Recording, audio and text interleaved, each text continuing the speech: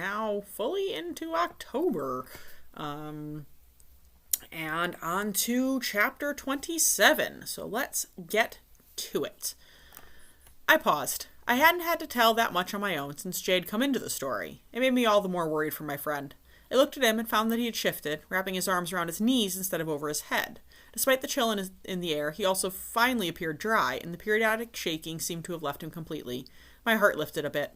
Since I paused, Stella spoke up. Was it really horrible?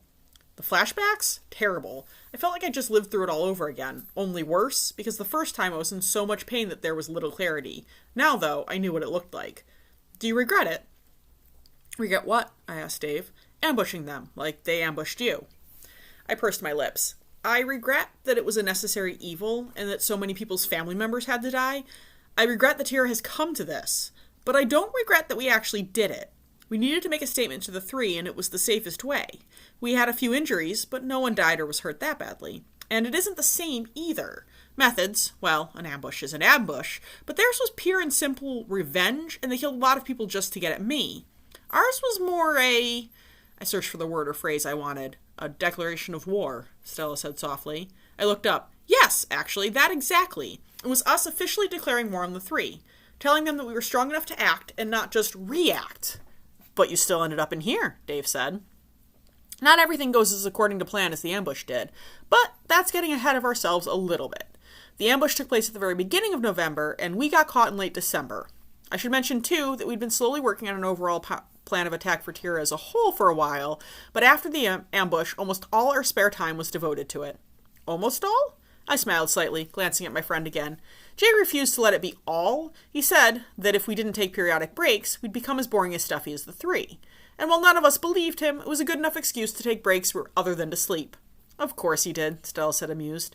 He doesn't even let things get snagged at here, and he doesn't have nearly as much to work with. That's a doll for you, I said dryly, nudging him slightly. At least he gave with the motion instead of sitting dead against it, but his head still didn't come up. I took a sip of the water we'd saved. Shall I continue? Yes, please, Dave said, although I still say things are going to get boring once we're done. I chuckled and decided my birthday was the next moment of any significance, which came only a little over a month before our current predicament. I had finally turned 20 and escaped my teen years, though at this rate, I wouldn't come anywhere close to 21. Pushing that particular morbid thought aside, I began again. Jess's birthday came towards the end of November. Duncan's birthday fell just a week after hers, so the pair decided to hold a co-birthday celebration then instead. Beau still wanted to do something special for her birthday, even if it was just the two of them, but he went looking. He couldn't find her anywhere within Cavern Hall. Finally, he headed outside and climbed to the top of their warren of caves. Ever since the ambush, he knew Jess had taken to spending snippets of time out there alone when she could. Jess, he called softly when he spotted her a few yards away. She looked up briefly and smiled. Hey. He spotted the object set out in her lap and smiled sadly to himself as he moved to sit next to her. He would have been very proud of the way you used that, he said, nodding towards it. Jess smiled down at her sword, Bry's present to her a year before. I haven't had much occasion to use it. That'll change. I know, and soon, if our plan comes to any fruition. It will. And then everything will change, not just whether I've used my sword much. He nodded. Bearing anything unforeseen, we'll be in charge of all Tira. Jess ran her fingers along the blade, thoughtfully. There has to be a High Castle relative or something out there, doesn't there? I mean, King Sek wasn't a direct relative to the High Castle King before him, but he was still family. Didn't you say there were some distant cousins? He nodded. But they're complete unknowns. Beau looked unusually pensive even for him. But we can't just take control. Doesn't that make us the same as the three? We don't know anything more about ruling than they did, and we have no connection to the rightful ruling family. Actually, he said slowly, neither of those things are precisely true. She frowned. Ruling I could maybe see, but you just said the cousins are unknowns. Means they're probably not part of the freedom fighters. Are you more Jasmine or Jez? He asked in a weird subject change. It's been almost 2 years. Which one is more you? Jez, she answered without hesitation. I've changed, and that fits me now.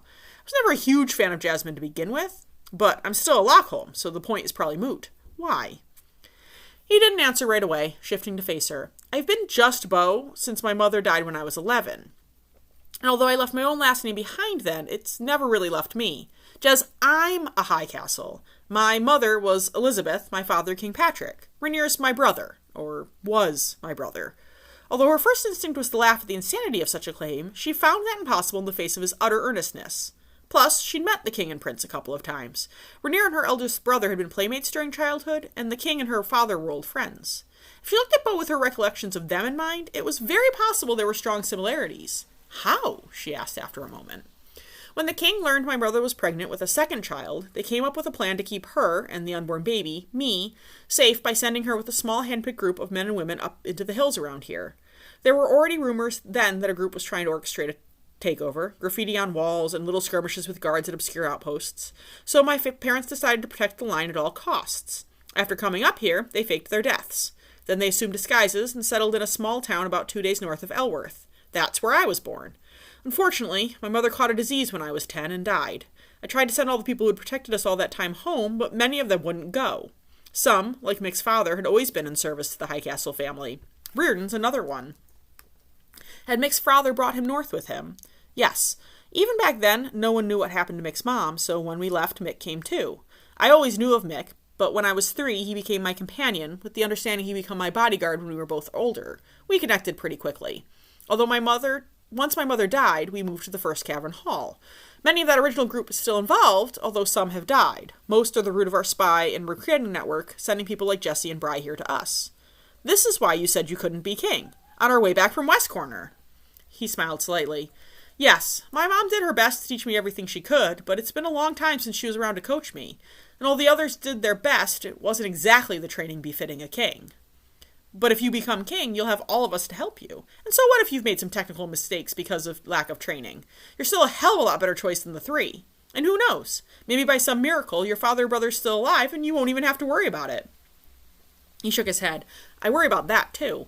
They'll have been held captive for close to 2 years by the time we hopefully get back in there. That's a long time by anyone's standards. We'll cross that bridge when we come to it, she said firmly. For now, you're still Beau, and we have a job to do. You're right, but today's your birthday. He stood and offered his hand. Let's go for a walk. She grinned. Don't you have work to do? She teased. He just held his hand out, raising both eyebrows. She took his hand and let him pull her up, even as she sheathed her sword. Let's go for a walk, she said. With a delighted smile, he led the way down off the rock and into the woods.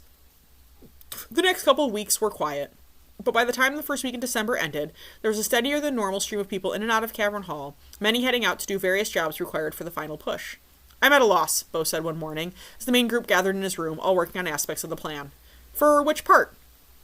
The 2 Greensward pairs. Call's already there, as well as our usual recruitment pair, but I want to keep these jobs separate so that if something happens, we still have them. One needs to be in place by mid-December, the other not until January, 3 or so weeks later. I just don't know who to send. The 4 sitting on the floor exchanged looks. Send us, Jess said. Jesse and Rye can do one. Jay and I will do the other. Beau frowned. I was going to keep all of you here, as part of our command group. Which is all well and good when you didn't need positions filled. If anything, you'll know they'll both be done right if we're doing them, Jesse said. And don't both of those call for early action? So we'll still be back in plenty of time before the main attack on Oakbridge. There's a risk, Beau started. I wouldn't go there with this crowd if I were you, Mick said, surprising the others. I think they proved themselves in West Corner as being very capable of getting out of even serious scrapes. Plus, they can out-argue anyone, as a general rule. I always said Mick was brilliant, Jay said. Do either of these missions result in certain and horrid death? Beau rolled his eyes. Of course not. Then we're game. The captain rearranged the papers on his desk in obvious agitation. I'll think about it. Again, the 4 exchanged a look. Don't think too long if you need a pair in place soon, Jessie said. Then she stood. Come on, guys. We don't get many nice days like this winter, so let's go outside and get some fresh air. Her efforts weren't subtle, but it was a true enough excuse, and even Mick stood up with further complaint. Within a minute, they had left Jez and Beau alone. Logically, there's nothing to think about, she said quietly, perching on the desk. There's everything to think about. The risk is no more than we ask everyone else to take. I understand your worry. Of course I do. But this is something we can do. Something concrete, critical, and useful. He sighed and stood, facing her. If I lose you, he started huskily, hands coming to rest on her shoulders. I know how to take care of myself, she said lightly. You've taught me very well the past 2 years, Captain. He leaned forward and brushed a kiss against her cheek. I hope I've taught you well enough, he murmured, and then dropped his hand to hers. Come on, let's go enjoy a little fresh air with our friends. She searched his face, even as she entwined their fingers. Be the captain, she said quietly, then slid off the desk and walked outside with him to where the others were sitting on the rocks. Summer, Jay complained as they joined their friends, is more fun than winter. Didn't you say a couple months ago that winter was the best season? Rye asked. Duh, Don't mess up my rant, he told her, and continued on in the same breath. In summer, you can go swimming and frolic with daisies. And those are the only two things summer has going for it, Jessie asked. He made a show of thinking about it. Yes, but winter. Winter has snowball fights and snowmen and all sorts of fun stuff. And it gets really, really cold at our home, Rai said. You're messing with my rant again. The others exchanged amused looks, considering he'd gone from saying summer was best to defending winter in two breaths. Why can't you frolic in winter, she asked, ignoring him, with snow instead of daisies? But what about the rest of the time, when there's no snow or daisies? Jez asked, settling in between Jessie and Beau. It's a travesty, Jay said solemnly. But, he now leapt to his feet, I shall make do. Excuse me? He hopped on the rocks to the ground. I will find a worthy substitute for snow or daisies. Who wants to join me? We'll pass, Mick said. They spent the rest of the chilly morning talking quietly, watching Jay range back and forth among the trees, occasionally skipping and throwing things from sticks to bark to grass around. They left him to his devices, finding the whole thing too amusing to stop until Duncan came to fetch them for lunch. Beau obviously stewed over the decision for the next couple of days, and Jez let him, figuring he needed time to come to terms with it. But as the days inched by without him being decisive, she tracked him down. She found him in the map room. Reardon, Mick, and a few others were there with him, but the meeting had obviously broken up because they were already filtering out. Reardon headed for the door last, other than Mick, and paused, putting a hand on her shoulder, leaning in to murmur in her ear, Well done, lass. He hasn't told a soul who he was since his mother died. Always knew you were a keeper. At his kind words, her cheeks flushed. Thank you. He winked and hurried past, calling to someone who had already left. At her voice, the two remaining men looked up, and Beau smiled tiredly. Hey, she said, not minding that Mick was there. She actually suspected from his previous comment and support that he'd be her ally this time. I wanted to let you know that Jay, Jessie, Rai, and I are well aware of what the Greensward jobs are. Even if you don't give us permission, we're going to do them anyway. For a moment, his jaw worked with no sound. That's a good point, Mick said mildly. You could do that. Well played, Jez. Even now, 2 years on, Mick was not quick with compliments, so Jez grinned. Thank you. I take it you've been working on him on our behalf? Constantly, until he tells me to shut up. And that doesn't always stop him, Beau muttered. Your mother appointed me your companion and bodyguard. A companion wouldn't shut up. A bodyguard would. So sometimes I can't decide which to do, he said mildly. Beau, you have to look at this as our captain. Your job, our job, is to do whatever it takes to dethrone the three and put a high castle back on the throne, whether that's you or someone else. No matter what your feelings are, we all agreed to that job when we got here. You need the right people for this, and that's the four of us, however painful it is to admit. At the stricken look on Beau's face, she softened. I don't want to leave you, Beau, even for a day, but someone has to do this. What if you don't come back? I don't know, she said honestly. It's been a hazard of my life for 2 years, and yours for a lot longer, but Jay and I will get the job done, no matter what. I don't like it, Beau said, but held up a hand and sighed when both she and Mick opened their mouths to comment. I don't like it, but I have to admit you're right. I wouldn't trust anyone else to do exactly that. And the four of you work very well together, so I know both phases will get done, even if they don't go according to plan. She smiled, hugging him. It'll work out okay, Beau. It better, or I'll come find you myself, he said. We've got some free time. Why don't you go grab the others, and we'll go over the plans and Greensward in detail and make sure it's foolproof. Jess nodded. Sounds like a good idea. Within the hour, they'd gather around one of the tables in the main room, half listening to Reardon teach a class in the rest of the large space. Beau had a detailed map of Greensward's streets laid out on the table along with the drafted plans for the Greensward mission. The first job had the arguably more difficult task of blowing up the weapons storage depot with the Freedom Fighters' limited supply of ballistic explosives. The second would come in and start a whisper campaign against the three's troops and hopefully lead to some tricks and subtle attacks on the soldiers. The first pair would stay and assist in the second's effort, coordinating along with the recruitment group already in place and Call. After a brief conversation, they agreed that Jez and Jay would be responsible for the weapons depot and leave within the week. Jessie and Rai would follow to spearhead the Whisper campaign about 3 weeks later. The rest of the afternoon passed swiftly as they tweaked the plans to fit their personalities and work in what they hoped were reasonable safeguards. Their last couple of days passed in a blur of learning the intricacies of ballistic stone and its explosive properties from a freedom fighter named Martin, as well as packing what they needed. It turned out that the freedom fighters, through Mick, had been quietly acquiring a small collection of horses, including a handful from Lockholm stock, and boarding them in the same small village where Beau and Mick had grew up. Therefore, he was able to provide the two with a pair of solid, but not flashy, horses for their journey. The morning of their departure, their friends, including Reardon and Duncan, gathered with them outside Cavern Hall. We'll be in Greensward soon, Rai said, throwing her arms around Jez, so you only need to stay out of trouble for a few weeks. We'll do our best, even if trouble is Jay's middle name. Hey now, Jay protested, giving Dunk's hand a very vigorous shake. I can stay out of trouble when I want to. It's just not often that I want to. The others chuckled, but there was a strain to it. They moved around the rest until Jay hugged Jessie. Now, Jessica, no running off with another man while I'm not around. My feelings would be hurt for all eternity. She laughed. I wouldn't dream of it, Jay. He snuck in a quick pat to the head, all the while grinning like an idiot. Good. I'll need my Jessie poo when I get back. Her eyebrows rose, expression dangerously darkening. Jessie poo, she repeated. Did I say that? He quickly backpedaled. I said Jessie. Just Jessie. That's all.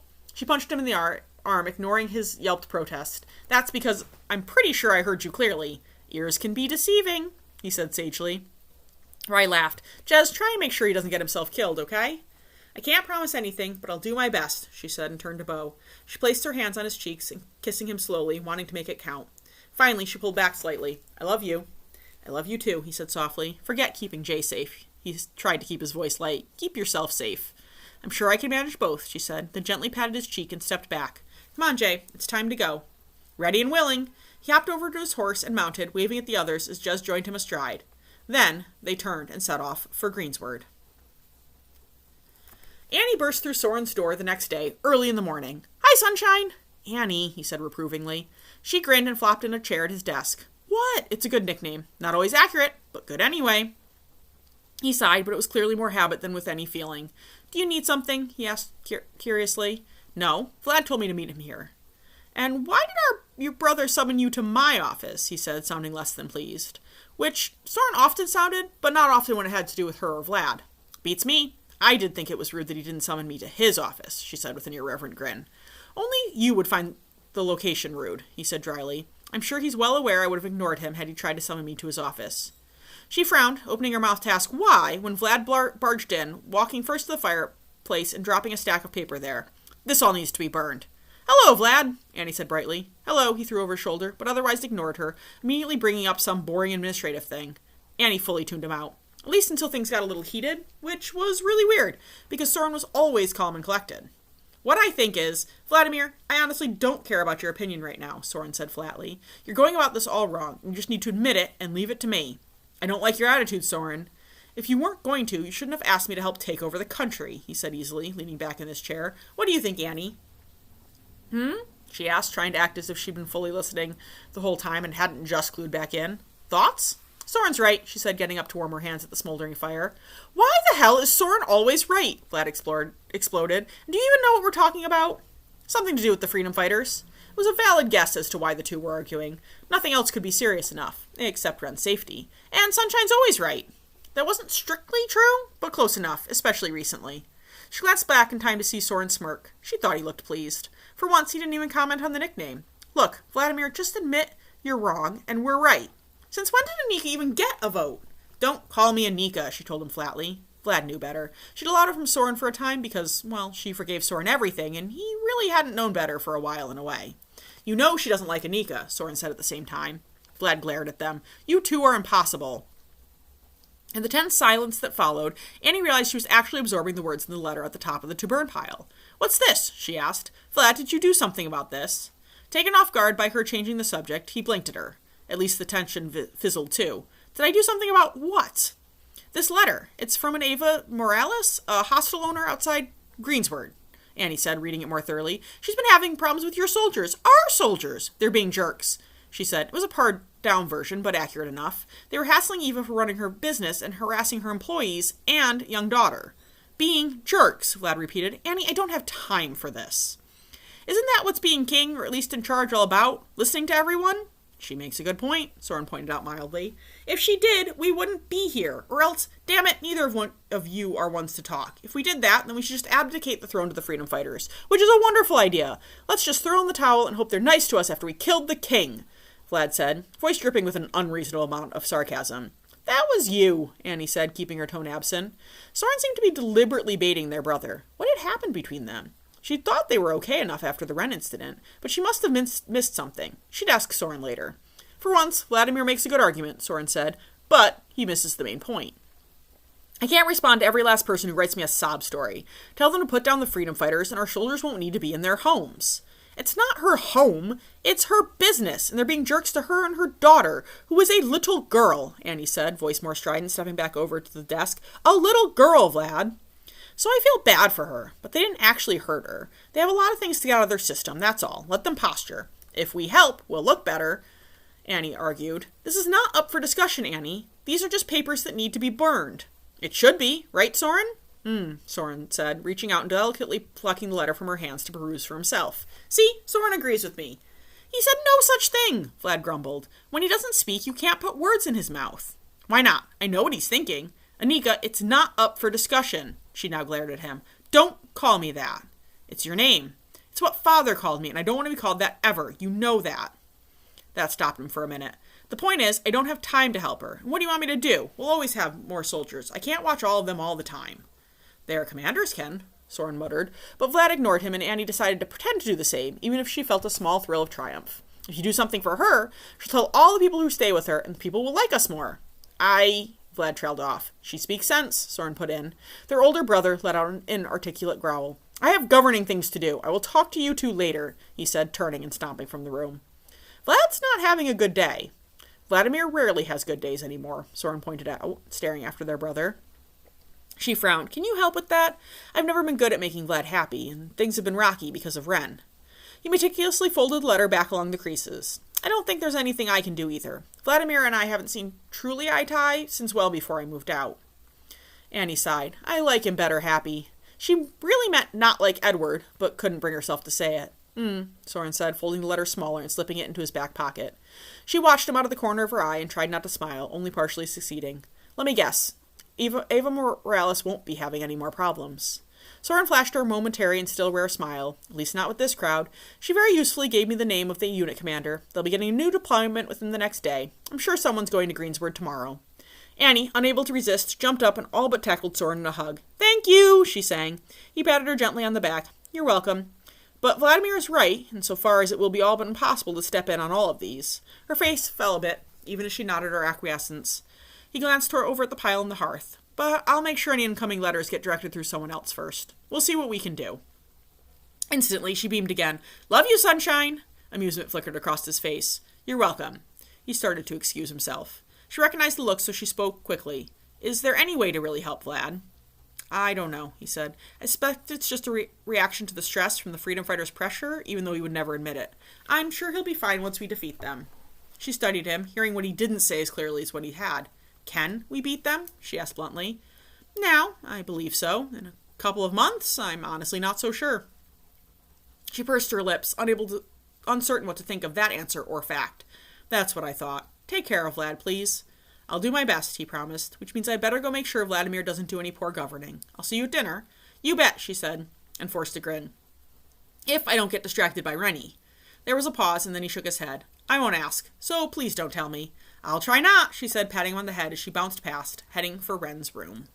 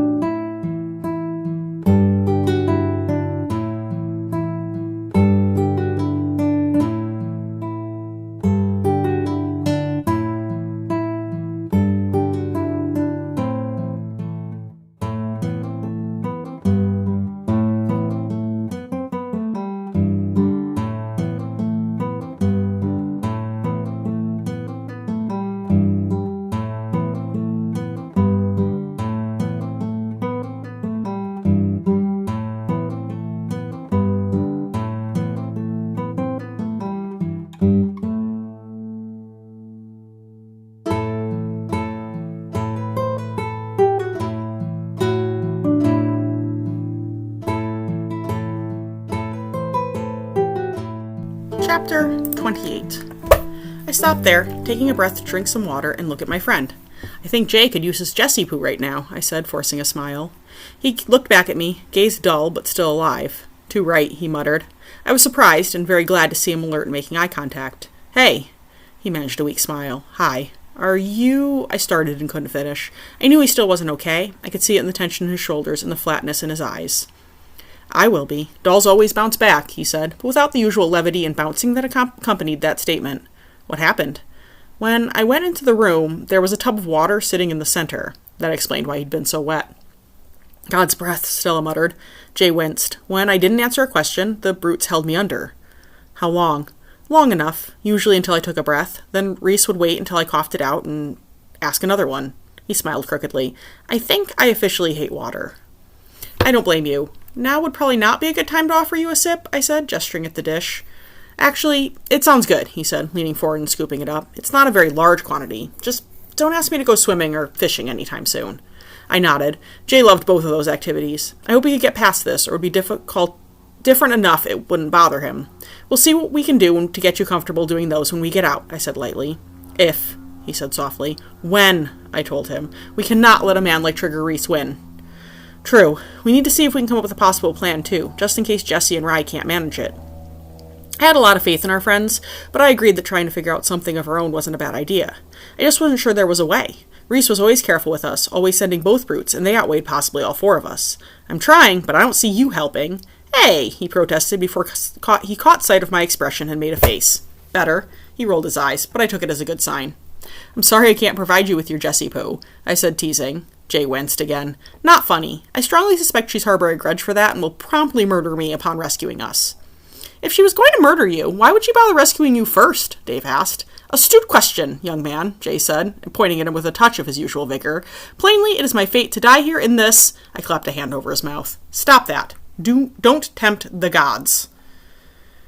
Good point, he said, muffled from my hand. I would very much desire to look upon the outside world again. You're such an idiot, I told him, taking my hand away. He smiled a little. I know. If you two are done once again picking on each other, Stella said, can I ask a couple of questions? I turned to her. Sure, about what? 2 parts of the last section. I try not to interrupt when you're so involved in the story, but since we've stopped anyway, I thought I'd ask. Go for it, Jay said, chin still on his knees, but he definitely held himself less tightly. Did the 3 not retaliate for the ambush? You seemed to be outside freely again pretty quickly after that.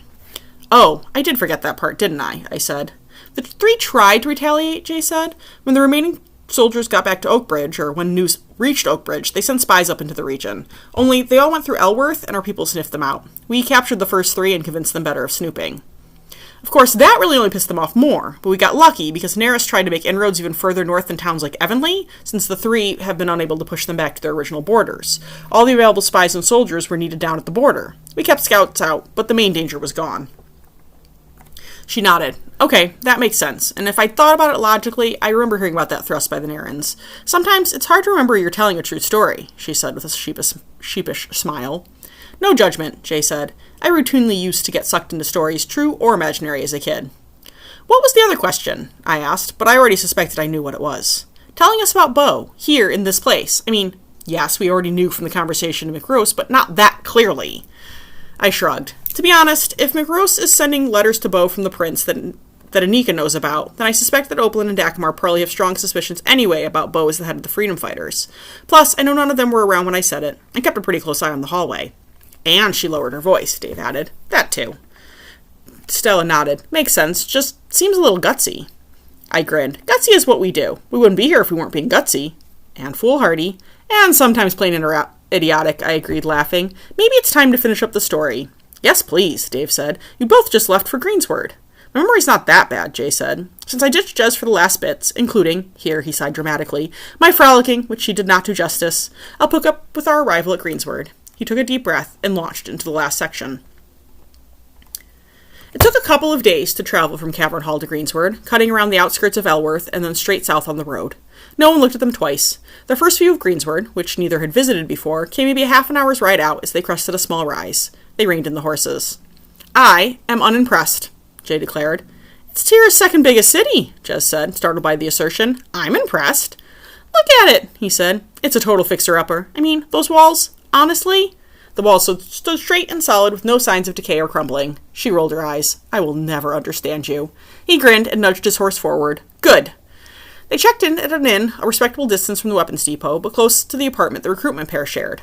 To create a credible cover, they told the innkeeper they were Mr. and Mrs. Dalton and agreed not to tell Beau, although Jez thought he'd get too jealous, but just in case. The next morning, they left the inn and wound their way through the busy streets until they reached the shade of the Palace of Greensward. Now, the local Duke lived there, but stories had it that it had once been the Queen's Palace to rival the King's Castle in Oakbridge. Or, at least that's what Jay could recall. The palace was an attraction in the city, with its ornate towers and decorative stonework. The three had closed it to visitors, but there was still plenty to see from outside the low defensive walls, and for a while Jez and Jay strolled along, taking it all in as if they were really there to just view it and had no other reasons. Eventually, though, their walk brought them closer to the barracks and the weapons depot. Jay tore his gaze away from the palace to casually scan the area, keeping up a steady stream of boring conversation with Jez about their plans, both real and fake, since they had enough time to see the city while they were there. The area was fairly heavily guarded, considering it would go boom rather spectacularly if the right person armed with the right weapons could get at it. Additionally, it hugged the wall of the palace, snug between that and the soldiers' barracks. After Oakbridge, it was the second most heavily guarded town, which made sense, considering its size. There had been multiple riots in Greensward, mostly in the early days of the Three's occupation. The most recent had been nudged along by the recruitment team, Adam and Ursula, only about 6 months prior. "Not going to be easy," Jez murmured.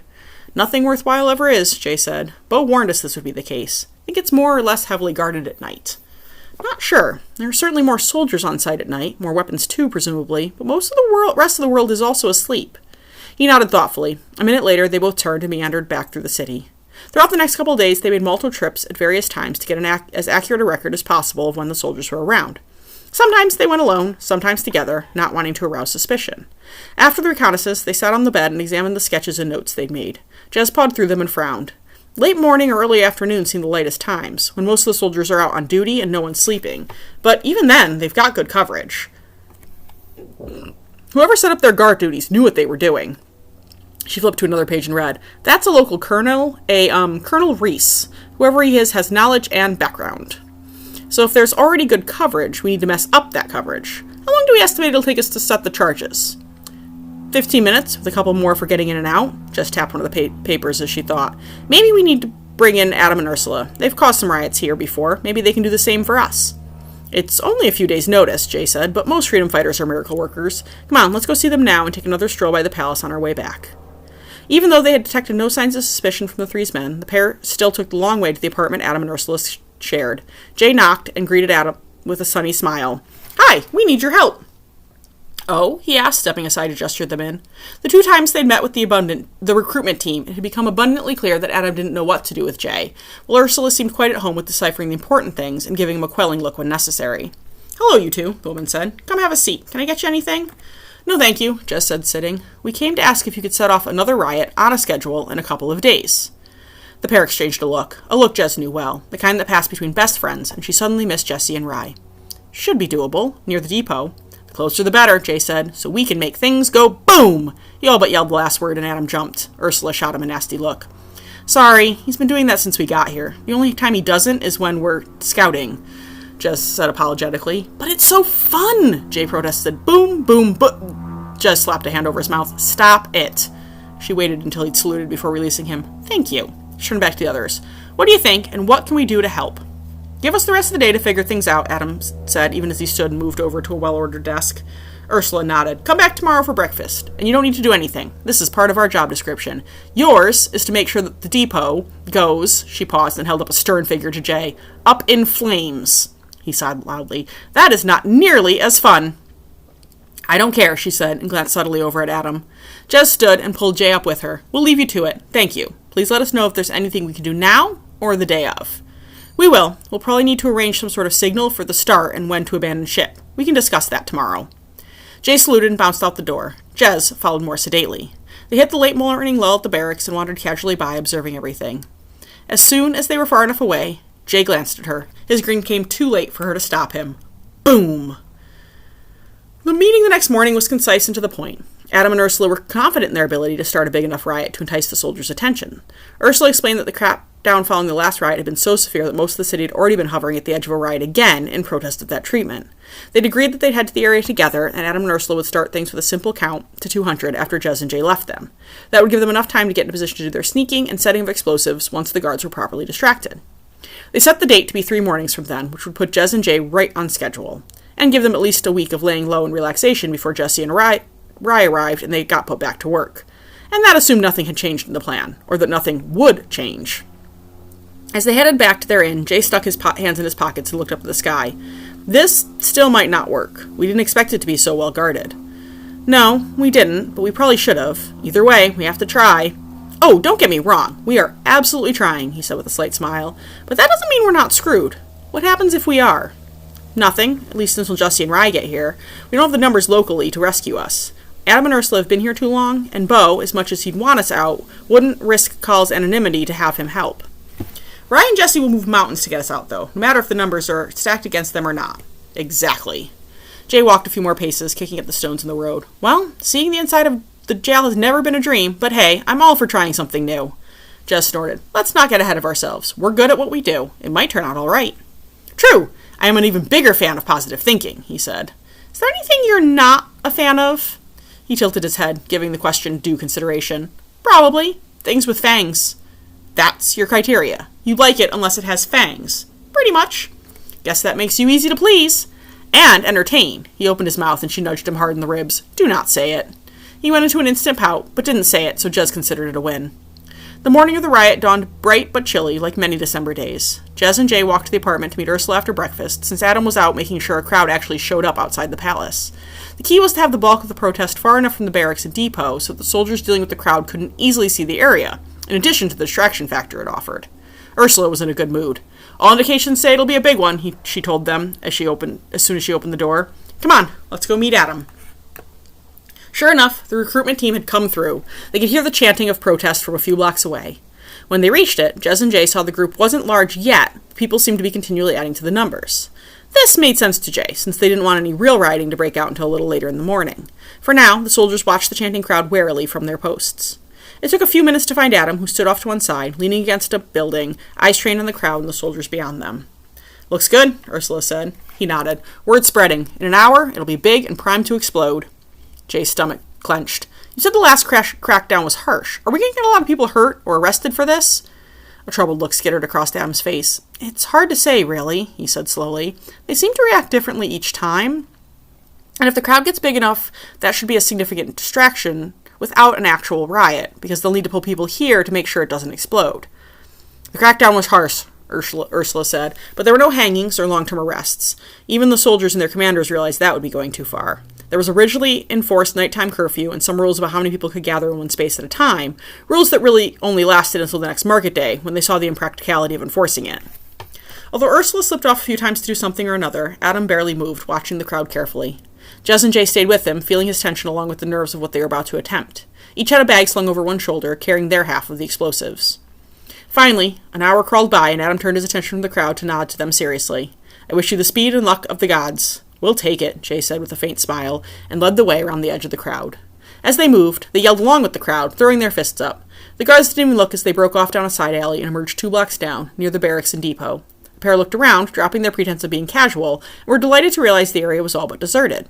There were only 1 or 2 men talking urgently on the far side of the barracks from the depot, and they paid the 2 pedestrians no mind, especially as they were just 2 of many, most heading towards the crowd, though, and not away.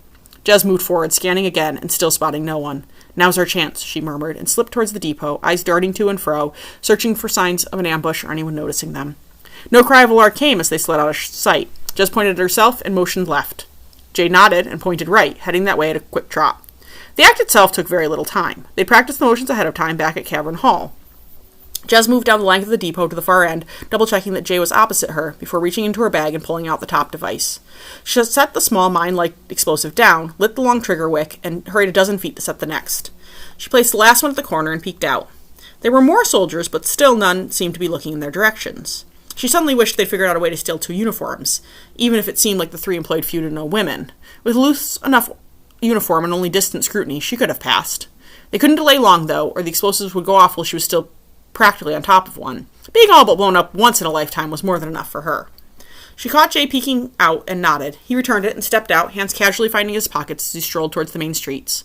Jez fell into step with him, linking her arm through his. They'd almost reached the stream of people when a loud, curt voice came from behind them. Hey, you 2 there! Stop! They exchanged a brief glance and sped up, aiming to blend into the crowd and escape notice, but luck wasn't with them. Before they got very far, 4 soldiers appeared in front of them, pushing their way through the crowd, presumably on the way back to the barracks. Jez yanked Jay to the side, but the yelling voice reached over the clamor, obviously in pursuit. Stop them! To their credit, the 4 soldiers reacted almost immediately. One shot out a hand and grabbed Jez's upper arm in a vice grip. In the time it took her to twist free, they'd loosely encircled the pair. What is the meaning of this? Jay asked, adopting the inflection of a nobleman. Jez didn't think the ruse would fly considering their attire, but could certainly play along. They ignored him, coming to attention as their pursuer caught up, panting. He was a captain from the look of his uniform. "Sir," one of them said, saluting. "Thank you, soldiers," he said, and turned to Jez and Jay, who had both adopted looks of semi-polite bafflement. "What were you two doing so close to the barracks? That's not a public area." Jez increased her puzzled look, heart starting to race. The bombs would go off any moment, and she doubted that they would get out of this if they were still standing here when they did. "We were just out for a stroll, weren't we, honey?" Jay brushed a kiss on her cheek. "Of course, Bunny." Jez almost gagged, despite, or perhaps because of, the situation. "I'm so sorry, good sirs. We're on our honeymoon and don't know Greensward politics, I'm afraid. Our sincerest apologies. You can be quite sure it won't happen again," he said, throwing in a little bow for good measure. "Now, if you'll excuse us, we have a lunch date with an old friend of my father's." With that, he tugged Jez's arm and started to step between the soldiers. "Why the hurry?" the captain asked. Jay half turned to face him and the depot and the barracks beyond. "I just told you." In that instant, the depot blew. Jez felt the heat on her back. Whoever had created the little mines had seriously loaded them with balsic from the sheer size and volume of the explosion. Jay's eyes widened in real surprise. "God's breath," he murmured. Jez turned. The building simply no longer existed, other than some fires on a few remaining bits of walls. As she saw the destruction, she wondered if part of the force of the explosion might have been because they stored balsic stone of their own there. All around them, people yelled and pointed. "Come on," Jay hissed and tugged at her arm. The captain reacted at the same time, though, yelling and pointing at them. "Seize them!" Instantly, the 4 soldiers grabbed them by the arms, allowing no room for escape. They were good and caught, even if they had accomplished their goal. "What did you do?" the captain hissed, getting right in front of Jay's face. Jay tilted his head, not bothering to deny it. "Boom," he said after some seemingly grave contemplation. Despite everything, Jez let out a snort of laughter. The captain recoiled and jerked another finger at him. "You will pay for this insult." "Insult? Don't you mean explosion? Destruction? Devastation?" The captain let out an inarticulate snarl, but to Jez's surprise didn't hit him. Instead, he turned to the soldiers. "Take them straight to the jail. Let the colonel know we could use his help until we have this under control." "Yes, sir," the 4 chorused. A few more guards had joined them, forming a decent escort. As the captain stalked away, the men shoved the pair forward, parting the gathering crowd easily. Jez tried some experimental tugs and wiggles, but their grips were firm and there was no escaping. Not only that, but the jail was only a few blocks away from the barracks, so it seemed like all she did was blink, and they were there. Once inside, custody was transferred to the prison guards after a few cursory attempts to get their names. Then they were led down the hall to a cell at the far end of one. The rest, you know. "Sir," old Bert grunted reluctantly as he stepped stiffly into the room, "General Opeland wished me to inform you that he was stopping by shortly to talk to you." His whole expression went gleeful. "He seems quite displeased." Sorin gave him a frosty look. "Thank you, Bert. You are dismissed," he said, returning to his gaze to the paperwork. He heard Bert stomp away, counted to 20, and looked up. The doorway and the hall beyond were empty. So he did something childish. He stood and made his way to the door, peeking both ways before slipping through the halls quietly until he reached Wren's room. He didn't bother to knock and to try and hide from the guard. The man might figure out his plan soon enough, and knocked once before pushing the door open. Wren sat by the window and looked up. "Hello, Sorin." "Hello? Where's Annie?" "Am I supposed to know?" he asked dryly. I thought she might have said. "Some errand for your brother." Sorin nodded. That changed his plan slightly, but there was still Wren. "Where do you want to go?" he asked, before he could think better of it. "Huh?" The prince, no, king, managed brilliantly. "With an oak bridge. Where do you want to go?" Wren stared. "This had better be worth it. I am offering you the opportunity to not only get out of your room, but get out of the castle for a while. I would take it if I were you. So, where do you want to go?" he asked impatiently. He didn't know how long shortly meant, but he wanted to be out of the castle by the time his brother made it to his office. If he was going to run away, he was going to do it right. "I don't know, just outside." That is singularly unhelpful. Red grabbed his crutches and stood. "Are you hiding from something?" he asked, amusement sparkling in his eyes. "Rainier, if you don't shut up, I will either break you or just throw you out the window." He grinned. Both of them knew the threat wasn't serious. "Either way, I'd get my trip outside." Sorin rolled his eyes. "Let's go," he said, swinging open the door. Wren came over, much better on his crutches than last time Sorin had checked, and stepped outside, Sorin on his heels. The guard looked briefly surprised before he managed to check his expression and nod gravely at them. Sorin barely noticed, making sure Vlad wasn't anywhere in sight, before heading for the stairs. Wren fell in step with him. They were on the first floor and headed for the courtyard when the king suddenly froze. "What is it now, Wren?" he growled, turning. Maybe this hadn't been a decent substitute. "People out there will know me." He sounded on the edge of real panic. "So? They'll want to talk to me. So just lie through your teeth or tell the truth, whatever. Now stop worrying about things you can't change and let's go. You know you want to. Please." Now he was borderline begging, desperate to avoid his brother in another inevitable fight. The please startled Wren out of his panic and he caught up. "You really are hiding from something." Or is it someone? He asked knowingly.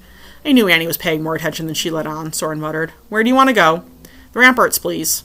You haven't had enough of stone and stone walls. Yes, but from there I can see both the city and the farms outside. And you don't have to talk to anyone. Now who's hiding?